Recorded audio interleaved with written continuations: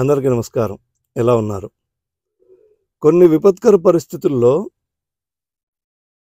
మనం కొంతమంది దుష్టులు, క్రూరులు, దుర్మార్గుల మధ్యలో ఉండిపోవాల్సి వస్తుంది. ఇంకా అటు ఇటు పోలేం.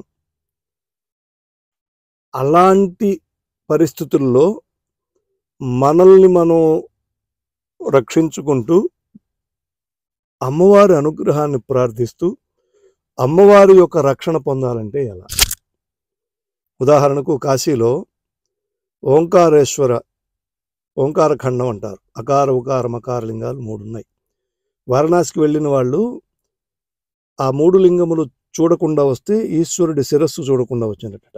కాశీని 3 ఖండాలుగా చెప్తారు. ఓంకార ఖండం, విశ్వేశ ఖండం, కేదార ఖండం. ఓంకార ఖండం అంటే ఈశ్వరుడి శిరస్సు అని, విశ్వేశ ఖండం అంటే ఇప్పుడు విశ్వేశ్వర స్వామి ఉన్న ఆ ప్రదేశం, దాన్ని ఈశ్వరుడి హృదయం అని, కేదార ఖండం అంటే కేదార్ ఘాటు, అది ఈశ్వరుడి పాదాలని అంటారు. చాలామంది ఓంకార ఖండం గురించి తెలియదు, చూడకుండా వచ్చేస్తారు. అది 3 శివలింగాలు ఉంటాయి అక్కడ. ఇప్పుడు పర్వాలేదు, కానీ మోడీ గారు వచ్చాక ముందు అయితే ముస్లిమ్స్ ఏరియాలో ఉండేవి ఆ 3 గుళ్ళు. అక్కడ పూజారులు పాపం వాళ్ళ పిల్లలు కానీ వాళ్ళతో కలిసిపోయి ఉండేవాళ్ళు. అంటే స్వేచ్ఛ ఉండేది కాదు, కానీ ఉండేవాళ్ళు అక్కడ. అది ఉదాహరణకు చెప్పా. అలాగా మన జీవితంలో మనం కూడా అలా ఉండిపోవాల్సి వస్తుంది.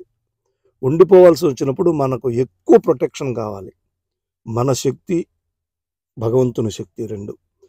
అప్పుడు అమ్మవారి యొక్క శక్తిని ఏ విధంగా పొందాలి అనే దాని గురించి ఇప్పుడు మాట. సౌందర్య లహరిలో మనకు 29వ శ్లోకం నిత్యం జపం చేసుకుంటున్నట్టుగానైతే, అది ఇన్ని రోజులని కాదు, నిత్యం మనకు క్రూరుల నుండి, దుర్మార్గుల నుండి అక్కడ వాళ్ళ మధ్యలో ఉన్నా కూడా అమ్మవారు మనల్ని రక్షిస్తూ ఉంటుంది.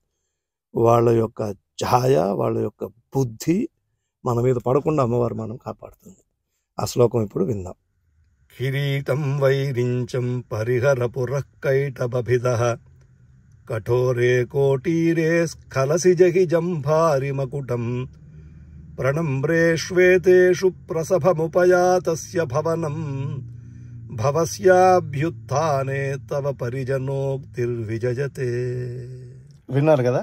ఈ శ్లోకం చక్కగా ఒక తెల్ల పేపర్ మీద రాసుకొని దేవుడి పూజా మందిరంలో పెట్టుకొని ముందు అక్షరదోషం లేకుండా చదవడం నేర్చుకొని, వీలైతే తరువుగా చూడకుండా చదివేట్టుగా నేర్చుకొని నిత్యము ఒక 11 మార్లు, ఒక 10 మార్లు, ఒక 9 మార్లు, 27 మార్లు, మీ ఇష్టం, ఎన్ని మార్లైనా మీరు చదువుకోవచ్చు.